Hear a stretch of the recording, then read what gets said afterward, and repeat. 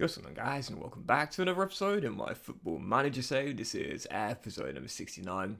And today returning with two games with our Cherries as face Sunderland at home in the Premier League and also our Champions League debut at home to Olympiacos as well. Before we get to the games though, shall we for getting on off camera. I will start off with a couple of deadline day moves, as you will see. We loaned out two of our youngsters. John West, one of the OGs from the Season 1 youth intake, has gone out on loan to Luton Town in the Championship. And also Brian Pugliese, the young Argentine we brought in, he's gone out on loan to Getafe. He said he wanted to leave to get into the Argentina team for the World Cup, and I was like, listen, mate, we've all got big dreams, but I think you need to be a bit realistic. Okay, you got yourself a call-up, but,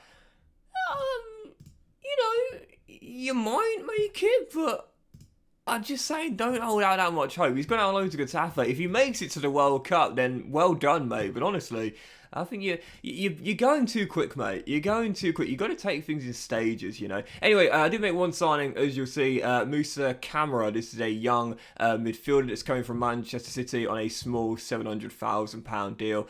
He's 18 years old. Of course, he can become homegrown and train at the club. He's got a dual nationality with Gambia as well as England as well, despite being born in Bolton. And yeah, he's come in, and to be honest here, I just wanted another youngster for the under-21s to fill out what has been our biggest problem this year, which is squad depth. We don't have a lot of squad depth, so with Pugliese going, I wanted to bring in a new sort of hard-working midfielder just for the under-21s. Might only play 2 or 3 games a season competitively, but he's got the key stats that you know I'm looking for. Mentally solid and physically not bad either. So, in a run of camera, let me show you what's been going on. Of course, we saw the season opener win away at Villa Park. I played 3 games off camera, all in the league, and as you'll see, Bournemouth begin their 100% start. We began with a really impressive 4-2 win at home to Liverpool first in our first game at the Eddie Howe Stadium this season. Raul Quezada scored 2 goals in 18 minutes, and they were basically carbon copy goals. Lucas Sucic pinging one from one side of the pitch to the other, Quezada running onto it and finishing. The first one a really crisp half volley into the far corner, and the second one took a touch or two and then finished from close range as well. Both goals like carbon copies, was so funny. Liverpool got back in the game through Valverde, but Sucic got a goal to go along with the 2 assists, and then Garang Kawal made it 4-1 right before the hour mark. Harvey got a consolation goal for the Reds, but that's all it proved to be. Following that, 4-0 win at home to Leicester City. Really dominant display going forward in this game here. Garang Kawal scoring the first of the game, and then Sucic made it 10 minutes after the restart. What a start to the season he's had. Michael Elise came off the bench to score his first goal for the club with 40 minutes to go, converting from about 2 yards out after Quezada whipped one in, and then Liam Delap set up Enrique Araujo, the coolest of finishes with 9 minutes to go for the first goal of the season for Enrique. And our final game of Carrow was another win with a clean sheet, 3-0 victory away at Carrow Road. We hadn't won at Norwich since the save began. Now we've won back-to-back. Yeah, went to Carrow Road, a bit of a bogey ground for us, but Lucas Sucic continuing his fantastic start to the season, tapping in from close range after an out-Scott through ball. Iristevic scored a deflected goal half an hour in to make it 2, and later on Hamid Traore wrapped up the 3 points in a comfortable 3-0 victory. So 4 wins from 4 in the league to start the season off for Bournemouth. Perfect 100% start. But right now, we're chasing the Red Devils. They've been the best team in England in the save thus far. They are the holders, of course. They've won all of their first 5 games. Hopefully, we can join them with a win against Sunderland. So, yeah, we've been off to a great start. Manchester United got 1 step further. They've been absolutely flying to start the campaign off. So, I think that is that. I'm trying to unsettle Boyce Clark at Aston Villa because he's turned into a really good goalkeeper in the game.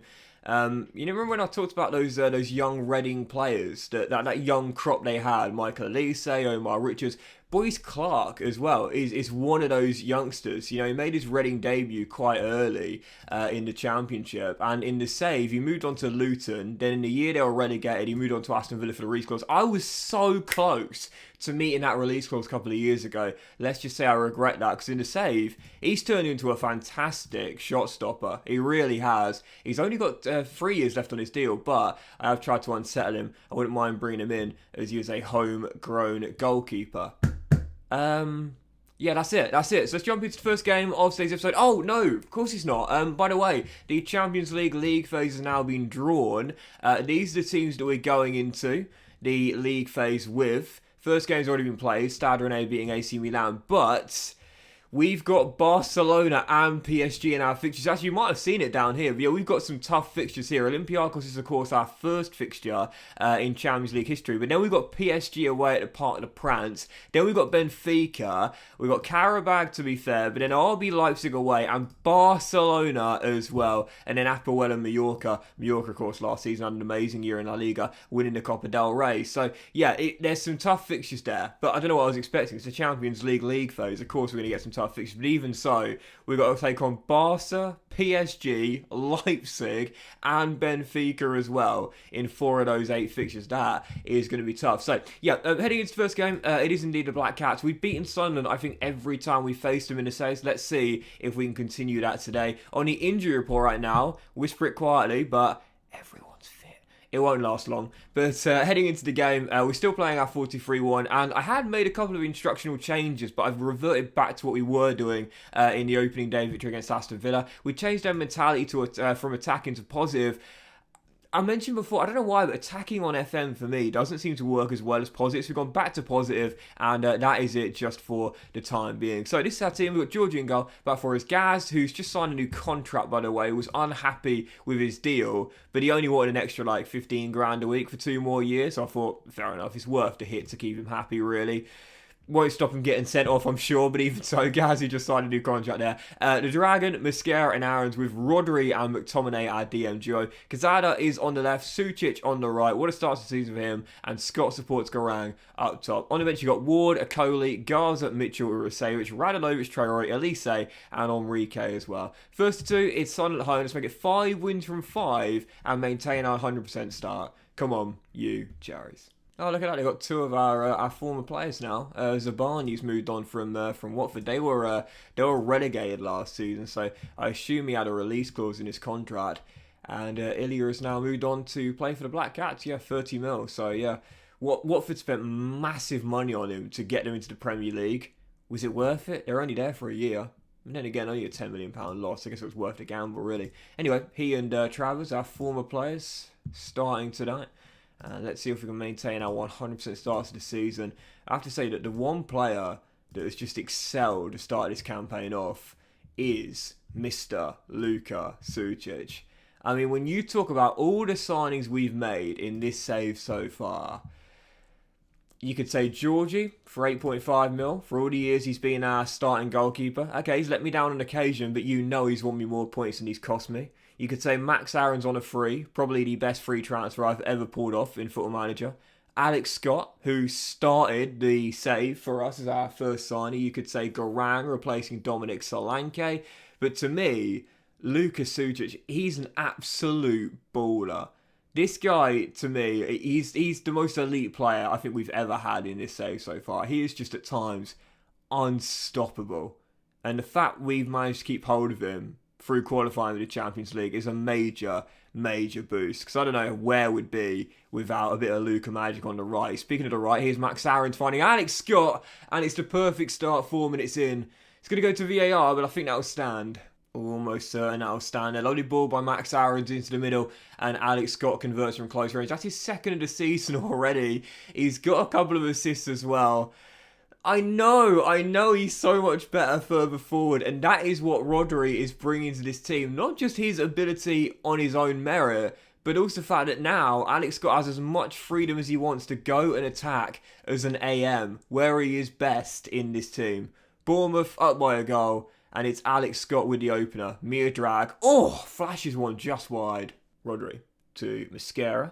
As we shall pass out from the back, still leading by a goal. Off to a great start here. Let's get our second. Sucic to Kazada. They love those diagonals to each other. And as Rao slots it through to Kowal, flags up. I don't know if that will stand there. Once again, it'll go to VAR. That one might well get chalked off. It was a lovely ball by Kazada after the first touch. And yeah, it's disallowed. I'm getting good at calling the offsides now. The tight offsides with a naked eye. I did think Kowal was off. And yeah, he was indeed. So still 1-0. But great starts from Bournemouth. Keep this up and we'll put daylight between us and the Black Cats. Not before long. Every time Georgie comes for a long ball though, my heart does go into my mouth. The best way of describing Georgie's kind of like rushing out decision making is if he thinks there's an outside shot he can get there, then he will go for it. Even if it's only like a 20% chance, he believes it's worth the risk. He believes it's worth the risk to come for that ball. Every now and then, it's not. Even so, still leading by a goal, one disallowed. At the moment, we're in complete control here. I must say, since switching to this 4-2-3-1 from the 4-3-3, we've been a much stronger and better team. Lead by a goal at the break, but we'll want to get a second goal in the second to make sure we close this game out. Sunderland trying to survive only down by 1, heading into the break.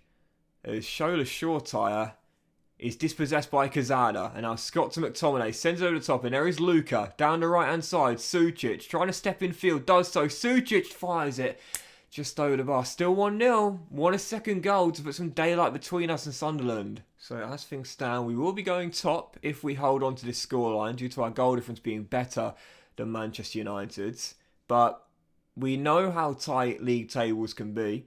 We know every now and then things are separated on goal difference. So in games like this, as Kawani's denied on the 1-0 for the second time, these are the games where we've got to that level in the save now, where we look at a 1-0 scoreline and say, okay, it's good, but it could have been better. Do you know what I mean? Like, it's a win, but really we should have won by more. McTominay hits it long to Kazada, controls well, and now Rao has an opportunity to run at his man, and does beat him, stepping in from the left-hand side and finds Rodri to Gaz. Smallcombe. Oh, Gareth Smallcombe, just his second goal for the club and his first of the year. What a finish by Gaz. You just saw it down there. First goal in 101 games. The only other goal he scored came at St Mary's in his first year for us. What a finisher on the left, and that's how you mark your contract extension, mate. Not a goal scorer by any stretch of the imagination, but Gaz has got one.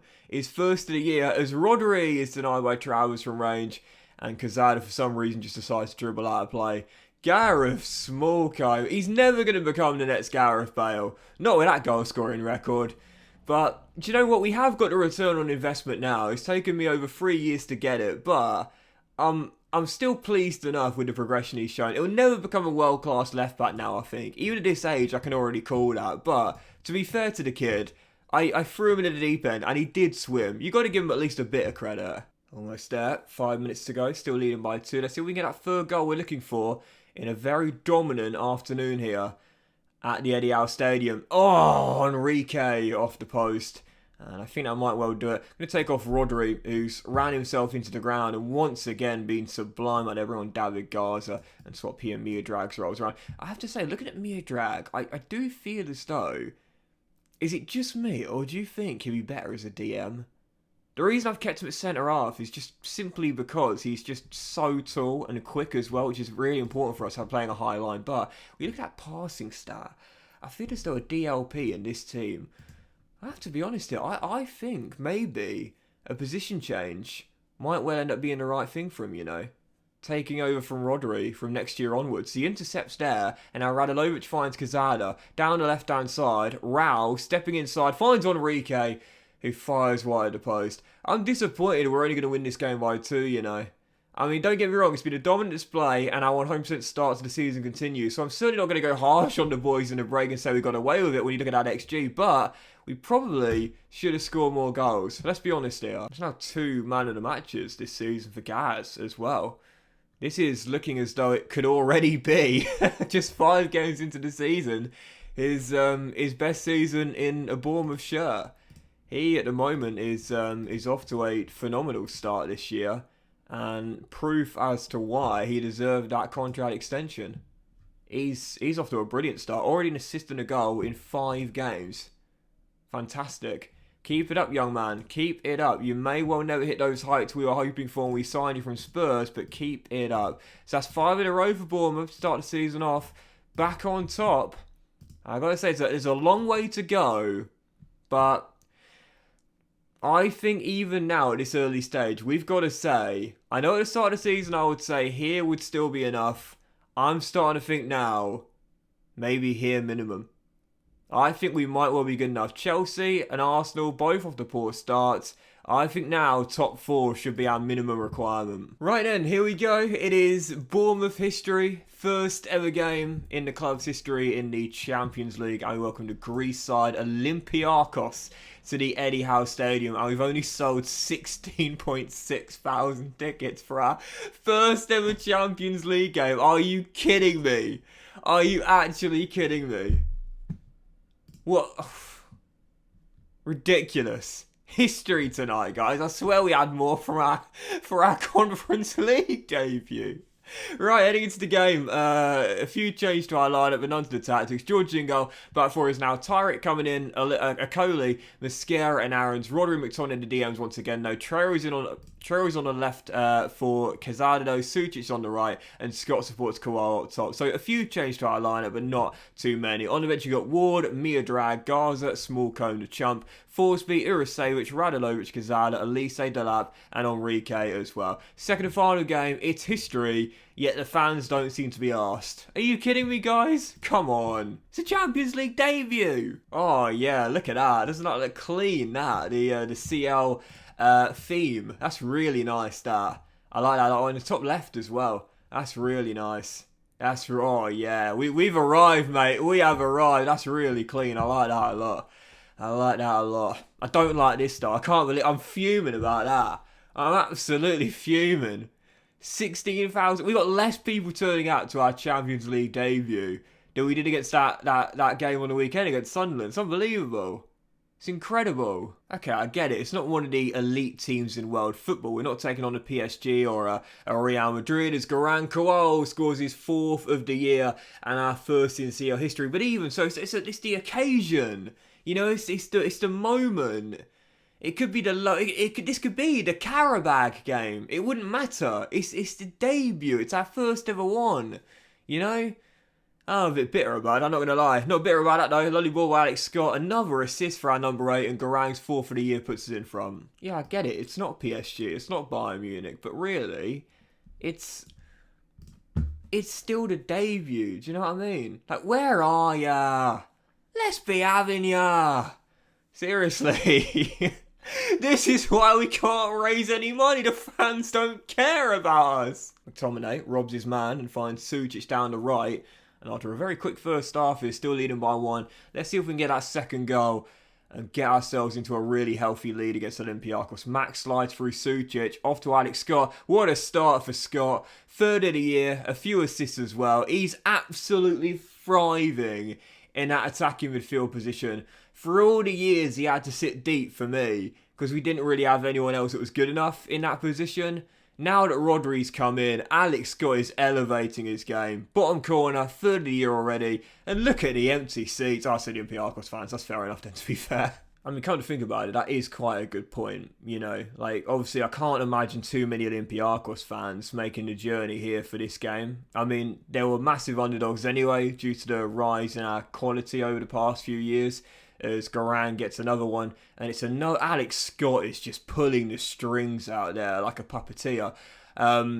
So I do understand that. Fair enough. We wouldn't sell out all the away seats. But then why are we giving them a whole stand? Like, why are we giving them a whole stand? Why not half it? Why not give it to half of them and then I don't know. So, dream start to our Champions League debuts. Oh, Garang has just fluffed his chance at a hat-trick. Now the question is, can we build on this? So that'll be 6 wins in a row in all competitions to start the season off. You know, I have to say, I think I was doing my Bournemouth team a bit of a disservice in the last episode. You know, we've made some incredible progression over the past few years, and I did admit this is the best Bournemouth team we've ever had, as Garang has just converted for 3 points there. Dear oh dear. But maybe we are good enough to be in a league title race this year, you know?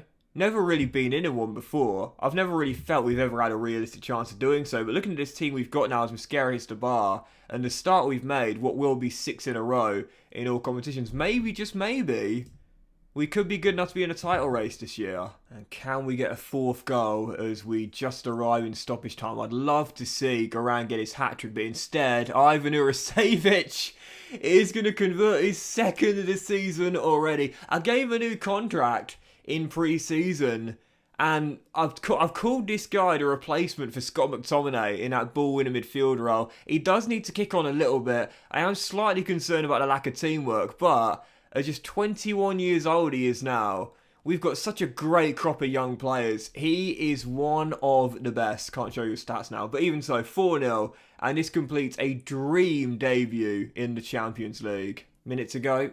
Still leading by 4 as the champ wins it back and finds Urisevic, and we look for that 5th goal and a hat-trick for Garan. Can we get it for our number 9 tonight? Can we get him a hat-trick in the Champions League debut? Gaza, Urisevic, who scored our 4, finds Kowal, slots through Elise. It is 5, and Michael gets his 2nd of the season since joining. 5-0. What a debut. So, all those fans that thought, yeah, not going to bother tonight, can't be bothered. 30 quid? Nah, I'll watch it on TV. I think they're going to regret not coming to this one. Champions League debut for Bournemouth, and it was an absolutely brilliant performance against Olympiacos as well. A brace for Garang, 1 for Scott, 1 for Urisevic, and also... Wait, he scored that last goal? Oh, Elise getting in on the act as well. 5-0. Phenomenal start. Absolutely brilliant beginning, but not just to the Champions League, but to the season. 6 on the trot for Bournemouth in all competitions. This has been a dream beginning. Question is, how long can we keep it going? Right, guys, that'll do it for today's episode. So big fan, hope you enjoyed it. If you had, then please do drop a like. You'll have a fantastic day. You know, I really want to do that PSG game away, but there's not enough space. So we need to gather some pace. So I think we should come back with maybe Benfica and Leeds. Or I'm thinking maybe gather quite a bit of pace and then Newcastle, Manchester United, and RB Leipzig. I don't know. I think Benfica and Leeds, though, to be fair. I don't want to leave it too long for our next game after what's been a phenomenal start. Even so, yeah, we'll come back to that one. Benfica and Leeds. Have a great day, guys. Much love, and I'll see you for the next episode of the FM Save very soon.